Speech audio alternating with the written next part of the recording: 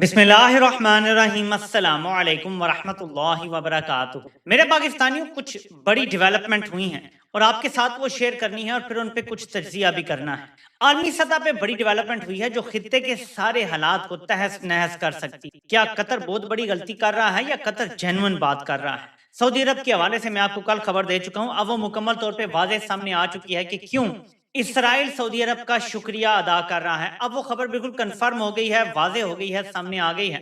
उस पर भी थोड़ा सा फॉलो अप करते हैं मेरे पाकिस्तानियों। लेकिन हम आज़ाद कश्मीर से जो आवाज़ें आ रही हैं उनको आपके सामने पेश करना अपना फ़र्ज समझते हैं, क्योंकि इस टाइम अगर इस मुल्क में कहीं मज़ामत हो रही है तो वो आज़ाद कश्मीर में हो रही है, हकीकी मज़ामत, जहाँ लोग पुरअमन हैं, सिर्फ अपने हकूक मांग रहे हैं, कोई ऐसी चीज़ भी नहीं मांग रहे जो नहीं दी जा सकती। वहाँ से अवामी एक्शन कमेटी की क़यादत का क्या पैगाम आ रहा है, उमर नज़ीर साहब का, ये सुने। देखिए, पूरे दुनिया में डायस्पोरा फैला हुआ है और आज़ाद कश्मीर के लोग बहुत बड़ी तादाद में हैं। ये मामला इंटरनेशनलाइज होने जा रहा है और याद रहे कि ये मामला मकबूजा कश्मीर का नहीं है, आज़ाद कश्मीर का है। यहाँ पे इतना फ्री पास नहीं मिलेगा कंपनी को। अगर ये आवाज़ें उठना शुरू हो जाती हैं, अगर ये ऐसे ऐवानों में पहुंचना शुरू हो जाती हैं तो कंपनी के लिए बड़े मसाइल खड़े हो जाएंगे। और ये आवाज़ पहुंचाना भी ज़रूरी था, इनका पैगाम पहुंचाना भी ज़रूरी था कि आप जो लोग ओवरसीज बैठे हुए हैं, आपका काम बनता है आवाज़ उठा। देखें, पूरे मुल्क पे कब्जा है, इस पे कोई शक नहीं है, लेकिन हर खित्ते ने शायद अपनी अपनी लड़ाई भी लड़नी है और सब ने एक प्लेटफॉर्म पे आके इकट्ठा होकर भी ये लड़ाई लड़नी है। और ये लड़ाई लड़ने के मुख्तलिफ तरीके हैं। वहाँ पे इंटरनेशनल फोरम्स में आवाज़ उठाना, एहतजाज करना और बताना कि क्या चल रहा है, ये भी बहुत ज़रूरी है और उसका अहम तरीन हिस्सा है। लोग तो डटे हुए हैं, लोग तो बैठे हुए हैं, लोग तो जाने दे रहे हैं, लेकिन इससे बढ़ के भी कुछ और काम भी है जो आगे ओवरसीज पाकिस्तानियों ने करने हैं, तो ये सब आप ज़रूर करें।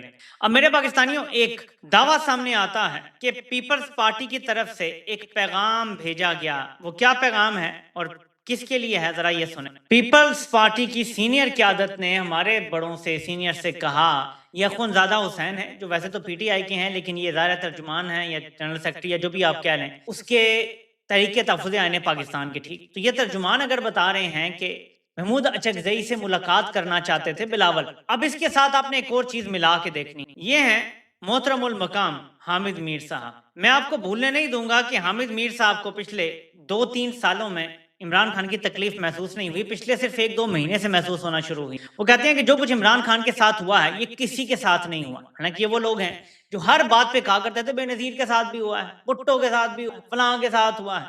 पहली बार ये लोग पिछले 1-2 महीने में आप कहना शुरू हुए हैं कि जो कुछ इमरान खान के साथ हुआ है ये किसी के साथ नहीं। एक साबिक वज़ीर-ए-आज़म को आपने जेल में डाला हुआ है और इसको मेडिकल फैसिलिटीज नहीं दी और इसकी एक आंख तकरीबन जाया हो गई। ये अफसोसनाक वाकया है, इसकी जिम्मेदारी किसी ना किसी पे आयद होनी चाहिए। नून लीग कहती है कि सब ठीक है मगर सब ठीक नहीं है, इसीलिए इमरान खान से मुलाकातें नहीं करवाई जा रही। कम से कम इमरान खान के डॉक्टर्स के साथ तो मुलाकात करवा दें। अचानक हामिद मीर को फिक्र हो गई है इमरान खान की। इसके भी मल्टीपल वजूहात हैं, लेकिन एक वजह ज़हन में रखें कि हमेशा से ये कहा जाता है कि हामिद मीर एक जाला है।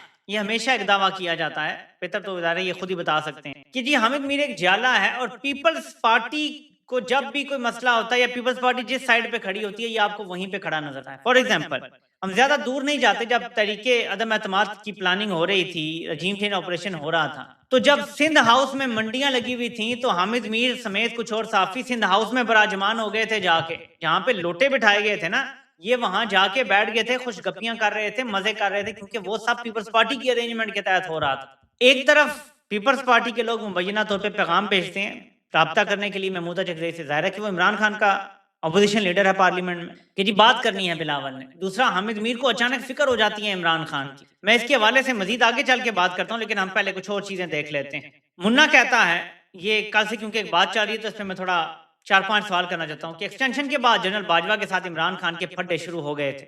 बाजवा साहब को 1.5 साल बाद पता चल गया था कि इमरान खान से काम नहीं चल सकता, ये पीटीआई की हुकूमत बहुत नालायक है। ये जो जर्नैली बयानियां है इसको तहस नहस करना बड़ा जरूरी है। आखिर पीटीआई की हुकूमत बहुत नालायक है, ये जर्नैल कहते हैं। ये आपके सामने है इमरान खान की कुछ अचीवमेंट जो इमरान खान ने अपनी मुख्तसर से दौरे हुकूमत में हासिल की। मैं आपके सामने रखता हूँ। बिलियन ट्री सुनामी, यानी 1 अरब से ज्यादा दरख्त लगाए, जैतून के दरख्त लगाए, पाकिस्तान की एक्सपोर्ट्स में 40% इजाफा कर दिया। पाकिस्तान के जो मीट प्रोसेसर अवार्ड था 2.2 मिलियन एक्सपोर्ट ऑर्डर का मिडिल ईस्ट का, वो लिया। पाकिस्तान की लार्ज स्केल मैन्युफैक्चरिंग जो है وہ ریکارڈ توڑ تھی 2022 مارچ تک. پاکستان کا جی ڈی پی 6% سے بڑھ رہا تھا. پاکستان کی آئی ٹی کی ایکسپورٹس تاریخ کی بلند ترین سطح پہ تھی. پاکستان نے first ever modular operation theatre جو ہے اناگوریٹ کیا تھا خیبر پختونخوا میں. پاکستان کی ریجنل ایکسپورٹس 23.5% بڑھ گئی تھی جو 3.4 ارب ڈالر بنتی ہیں. پاکستان 6% گروتھ کے ساتھ جو پاکستان کی معیشت تھی اس کا سائز 383 ارب ڈالر پہ پہنچ گیا تھا. پاکستان نے 716 ملین فون خود پروڈیوس کیے تھے عمران خان لاسٹ 3 منتھس میں. پاکستان کی ایکسپورٹ 33% بڑھ کے 4 ٹریلین ہوگی 9 مہینوں میں. پاکستان کی جو ڈیٹس پروڈکٹیوٹی فیکٹری ہے 6.36 ملین ڈالر کی وہ بلوچستان میں قائم کی گئی.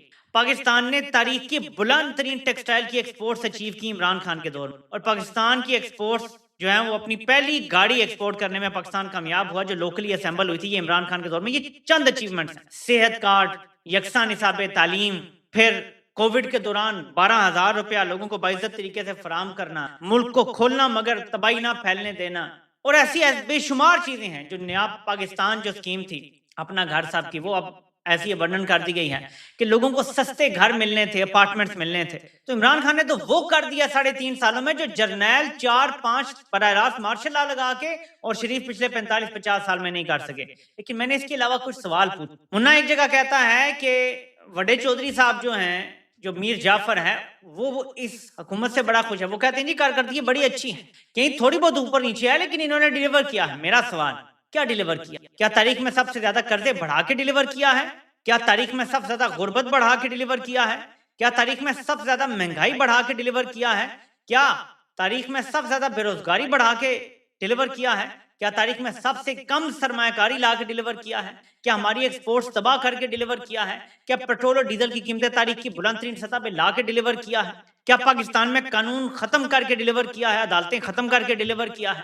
کیا پاکستان میں جو بھی خوشحالی کی رمق تھی وہ ساری ختم کر کے ڈیلیور کیا؟ کس پیمانے پر ناپا جائے گا کہ ڈیلیور کیا؟ میں بار بار کہتا ہوں کہ اگر پیمانہ شہباز شریف اور مریم ہے تو بزدار ان سے بہت بہتر تھا. گورننس دیکھ لیں یا جو بھی دیکھ لیں، اگر پیمانہ ہم نے رکھنا ہے کہ جی شہباز ہے اور ادھر مریم ہے تو میں کہہ رہا ہوں بزدار ان سے بہت بہتر. بہت سارے لوگ یہ بات بہت جلد مانیں گے کہ وہ واقعی بہتر تھا. سوری، یہ سامنے رہ گیا تھا آپ کے جب میں یہ بات کر رہا تھا. آپ نے ذرا غور سے سمجھنا ہے. آج دوبارہ کالم لکھوائے گئے ہیں، دوبارہ ٹی وی پہ پروگرام کروائے جائیں کہ جی لوکل باڈی سسٹم آئے گا کیونکہ ساری سیاسی جماعتیں ناکام ہو گئی ہیں. یہ بیانیہ چل رہا ہے ساری سیاسی جماعتیں ناکام ہو گئی اور لوکل باڈی سسٹم آئے گا، گراس روٹ لیول تک اب اختیار جائے گا تاکہ یہ جو چند خاندانوں میں اختیار ہے یہ نہ رہے. یہ آپ اچھی طرح جانتے ہیں کہ 2024 میں عوام نے چند خاندانوں سے اختیار واپس لے لیا تھا.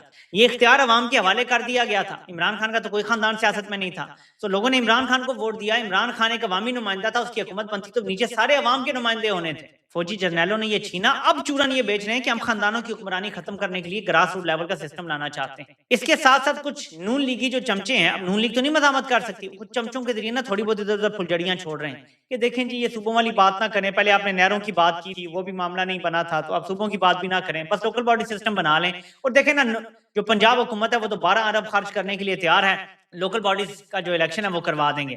تو بیسیکلی یہ کوشش ہو رہی ہے، منمناتی سی کوشش ہو رہی ہے کہ کسی طریقے سے صوبوں کی طرف معاملات نہ جائیں. اب نہ بھی نہیں کر سکتے، انکار بھی نہیں کر سکتے. لیکن ایک اور چیز، دونوں جماعتیں بند کمروں میں کہہ رہی ہیں کہ اس بار جو 28ویں ترمیم لکھی جا رہی ہے، پچھلی بار ہمیں آخری وقت میں مسودہ تو دے دیا گیا تھا، اس بار وہ بھی نہیں دیا جائے گا. بس کہا جائے گا کہ شک نمبر وائز ترمیم پاس کر لو، بس ہمیں مسودہ پکڑایا ہی نہیں جائے گا اس بار. میں آپ کو یہ بات بتا رہا ہوں، یہ بند کمروں میں یہ کہہ رہے ہیں کہ اس بار ترمیم کا مسودہ تک ہمیں آخری وقت تک نہیں دیا جائے گا. پاس ہونے کے بعد دستخط ہو کے صدر کے صرف جاری ہو جائے گا آفیشیل گزٹ میں، بس کہ یہ آئین کا حصہ بن گیا، بس یوں ہوگا اس بار. تو یہ جماعتیں اس لیے زیادہ گھبرائی ہوئی ہیں، اندر سے کر نہیں سکتے، کچھ مزاحمت نہیں کر سکتے، تو اندر خانے پیغامات دے رہے ہیں، کبھی پی ٹی آئی کو، کبھی تحریک تحفظ کی بات کر لیں ہم سے، اچھا جی کچھ کر لیں، اچھا جی ایسے ہو جائے. ادھر سے فضل الرحمان کو کیا ہوا ہے پوچھ کے تھوڑا تھوڑا تم پی ٹی آئی کو کہو کہ کوئی نہیں ہمارے ساتھ تم سیٹ ایڈجسٹمنٹ کر لو، کیونکہ پتہ کیا معاملہ ہے. کہتے ہیں جی کہ فضل الرحمان کہتا ہے کہ مجھے 10 سے 12 ایم این اے کی سیٹیں چاہیے، اتنے ایم پی اے کی چاہیے. یہاں تک کہا جا رہا ہے کہ اگلی خیبر پختونخوا کی حکومت میں آدھا حصہ آپ رکھ لیں، آدھا جیسے نہیں ایک بار بلوچستان میں ہوا تھا کہ 2.5 سال آپ حکومت کر لیں، 2.5 سال آپ کر لیں، ایسے کر لو. اور صدر کی کرسی بھی فضل الرحمان کو دے دی. یعنی اتنا کچھ وہ مانگ رہا ہے کس چیز کے بدلے؟ کہ جب آپ نکلیں گے मैदान में तो मैं आपको मदरसे के बच्चे फराम करूंगा जो डट के खड़े होंगे, भागेंगे नहीं और पूरा मुकाबला होगा, कोई फिक्र नहीं होगी। इसके बदले वो ये सब मांग रहा है। ये दावे सामने आ रहे हैं कुछ लोगों के। देखिए मेरे ख्याल में सवाए इसके कि खैबर पख्तूनख्वा की हुकूमत फजलुर रहमान को उसमें हिस्सा दे दिया जाए, क्योंकि अवाम अगर वोट किसी को नहीं देती हुकूमत के लिए तो उसको हुकूमत नहीं देनी चाहिए। उसके अलावा जो शरायत है कि आप कुछ सीटों पर सीट एडजस्टमेंट कर लें, मेरे ख्याल में उसमें कोई एतराज किसी को नहीं होगा। मैं सियासत की हद तक बात कर रहा हूँ, मेरी जात की हद तक अगर पूछें, मुझे फजलुर रहमान पे कोई एतबार नहीं है, जरा सा भी एतबार नहीं है। लेकिन ये गेम्स चलती रहती हैं सियासत में, और ज़रा सियासतदानों ने इसका फैसला करना, और सबसे बढ़ के ये फैसला इमरान खान की इजाजत और मर्जी के बगैर तो नहीं होगा, और वो ज़रा अपनी पार्टी के लिए और पाकिस्तान के लिए जो बेहतर समझेंगे वो करेंगे। लेकिन आपने जिस चीज पे गौर करना है वो ये है कि जितनी ज्यादा शिद्दत से इस चीज की तरदीदें आ रही हैं कि हालात ठीक हैं, सब ठीक है, यही हुकूमत चलेगी, ये मुझे याद आ रहा है 2021 का वो टाइम जब उस वक्त की कंपनी सरकार बाजवा की क्यादत में यही बयानियां चला रही थी। अंदर खाने साजिश हो रही थी, सबको पता था साजिश हो रही है। अमेरिका ने अड्डे मांग लिए थे, इमरान खान एब्सोल्युटली नॉट बोल चुके थे, हालात खराब हो चुके थे, DGISI की तब्दीली हो चुकी थी, लेकिन अंदर खाने यही था, नहीं यही चलेगा, हम तो सिस्टम के कंटिन्यूएशन चाहते हैं, हम तो चाहते हैं ये 5 साल पूरे करें। वही बयानियां आप चल रहा। लेकिन अगर आप असली मुन्नों की बातें सुने तो आपको समझ आएगा कि हालात क्या हैं। और मैं एक चीज की तरफ टच देना चाहता हूं, जो खबर आ रही हूं कि इंटरनेशनल खबर से जुड़ी हुई बात फिर वापस लेकर आता हूं। ईरान के जहाजों ने Su-24 हैं शायद, उन्होंने हमला करने की अमेरिकी बेस पे कतर हिट हुए, पायलट्स ने जो है वो छलांग लगा दी, एग्जिट किया। अब ये कहा जा रहा है कि वो कतर की हदूद में ही हैं। ईरान इल्जाम लगा रहा है कि कतर ने उन अरेस्ट कर लिया। कुछ क्वार्टर्स ये इल्जाम लगा रहे हैं कि कतर ने पायलट्स अरेस्ट करके अमेरिका के हवाले कर दिए। मुमकिन है क्योंकि अमेरिका की वहां पे बहुत बड़ी बेस है, तो उधर ही उनके हवाले हो सकता है कर दी हूं। लेकिन कतर ये कह रहा है कि हमें पता ही नहीं है पायलट कहाँ है, हमें नहीं पता। अगर वो यहाँ उतरे भी हैं, उन्होंने मैं एग्जिट कह रहा हूँ, इजेक्ट किया, कि लफ्ज़ भूल जाता लाइव के दौरान, जब पायलट्स ने इजेक्ट किया तो हमें नहीं पता वो कहाँ उतरे। कतर ये तस्लीम नहीं कर रहा। अब ये इतनी खतरनाक सूरत हाल है, ईरान अपने पायलट्स को ऐसे वर्णन नहीं करेगा। अगर कतर बिल्कुल वाज़ेह मौक़िफ़ नहीं अपनाता तो ईरान बहुत बड़ी कार्रवाई कर सकता है कतर के। पहले ही ईरान ने कतर में अमेरिकी एयरबेस पे जो हमले किए थे वो सबसे बड़े हमले थे, जो अल-उदैद एयरबेस की ईंट से ईंट बजा दी थी। उनका अर्ली वार्निंग रडार सिस्टम तबाह बर्बाद कर दिया था, जो बिलियंस ऑफ डॉलर्स का बनता है। तो अगर ईरान के मामलात इस तरह से तय नहीं होते कतर के साथ और उनके पायलट वापस नहीं आते तो हालात बहुत ज्यादा खित्ते में खराब हो जाएंगे। एक तरफ ये भी है, और क्योंकि कतर एक सालिस है, वहीं पे पाकिस्तान पे भी ईरान का एतमाद और एतबार मजीद कम हो गया है। वो पाकिस्तान को महज अमेरिका की प्रॉक्सी के तौर पे देख रहे हैं, जो कि खित्ते के लिए मजीद खतरनाक है। क्योंकि अगर ईरान कतर पे भी एतबार नहीं कर रहा, पाकिस्तान पे भी उनका एतबार अगर कम या खत्म हो जाता है, तो फिर सालसी कैसे होगी, ये मामला किस तरफ जाएंगे। अब अमेरिका कैसे फंसा, इस पर मैं आपको मोटा मोटा अयाज अमीर साहब का थोड़ा सा तजज़िया बताना चाहता हूँ। वो क्या कहते हैं? वो कहते हैं कुदरत का भी एक निज़ाम है। हिटलर और नेपोलियन का इलाज रूस की सर्दी ने किया। दोनों यूरोप के बादशाह बने हुए थे, लेकिन रूसी सर्दी के सामने ना ठहर सके। अमेरिका जो इस दौर का बादशाह है, इसका इलाज खलीज फारस के पानियों में हो रहा है। अमेरिकी तारीख का सबसे बड़ा बड़बोला सदर जो मनमानियां किए जा रहा था, फंसा तो कैसे फंसा, चंद हफ्तों की जंग समझा जा रहा था, छठे माह में पहुंच, और गो अमेरिकी बेकरारी इंतहा पे है कि इस जंग से जान छुड़ाई जाए, निकलने का रास्ता नहीं मिल रहा। दीगर बातों को छोड़िए, जो अमेरिका के एयरक्राफ्ट कैरियर के साथ हो रहा है वो कहानी अपना सबक रखती है। ये दुनिया के ताकतवर तरीन बहरी जहाज हैं जो 70 से 80 लड़ाका तैयारी लिए फिरते हैं, न्यूक्लियर पावर से चलते हैं। इसका मतलब है कि समंदरों में लंबा अरसा गुजार सकते हैं। एयरक्राफ्ट कैरियर अब्राहम लिंकन कोई 9 माह से समंदरों में फिर रहा है, और इस पर जो 5000 मल्लाह तैनात हैं, इनका हशर हो रहा है। इतने लोगों को एक जहाज में खपाना, चाहे वो जितना बड़ा हो, मामूली खेल नहीं। खुराक का मियार नाकिस हो गया है, हाइजीन की अशिया जैसा टूथपेस्ट, टूथब्रश, इनकी कमी वाक़या हो रही है। और सबसे संगीन मसला ये कि बाथरूमों के आगे लाइनें लगी होती हैं और कितने ही बाथरूम काम नहीं कर रहे। किसी बाथरूम का पानी बाहर निकल रहा हो तो अंदाजा किया जा सकता है कि इस्तेमाल करने वालों पर क्या बीत रही होगी। इससे पहले aircraft carrier Gerald R Ford की लॉन्ड्री रूम में आग भड़क उठी थी। अमेरिकियों ने आग को असाती आग कहा, लेकिन खबरें थी कि कोई ईरानी मिसाइल वगैरह एयरक्राफ्ट कैरियर को लगा। मुरम्मत के लिए जहाज को वापस जाना पड़ा। मंजर तो देखा जाए कि दुनिया की ताकतवर तरीन नेवी ने बहरा अरब के पानियों का मासरा किया हुआ है, और गो ईरानी भी अपना तेल वहां से नहीं निकाल पा रहे। इंपॉर्टेंट सुनिएगा, किसी और मुल्क का तेल भी वहां से नहीं जा रहा। कुवैत की एक्सपोर्ट बिल्कुल बंद हो, यूएई का तेल बंद पड़ा है, कतर की गैस रुकी हुई है। इसकी गैस तनसीबात को भारी नुकसान पहुंचा है। हमारे ब्रादर सऊदियों को मुश्किलात का सामना है। अपना हरमुज से इनका कोई तेल बर्दार बाहर नहीं निकल रहा, और हौथियों के हमलों की वजह से बहरा अहमर का रास्ता भी ज्यादातर बंद पड़ा है। इन सब ब्रादर मुल्कों का रखवाला और गॉडफादर अमेरिका था, और अमेरिका का अपना हशर हो रहा है कि अपने अस्करी अड्डों की हिफाजत नहीं कर सका। अपने मोक्कल रियासतों की क्या हिफाजत करनी थी। इस वक्त मोक्कल परेशान और रखवाले के होश भी उड़े हुए हैं। हमारे लिए सबक यह है कि जुबानी कलामी तसलियां तो अपनी जगह, लेकिन अगर तारीख का थोड़ा सा भी मुताला करें तो यमनी सरजमीन से दूर रहना बेहतर है।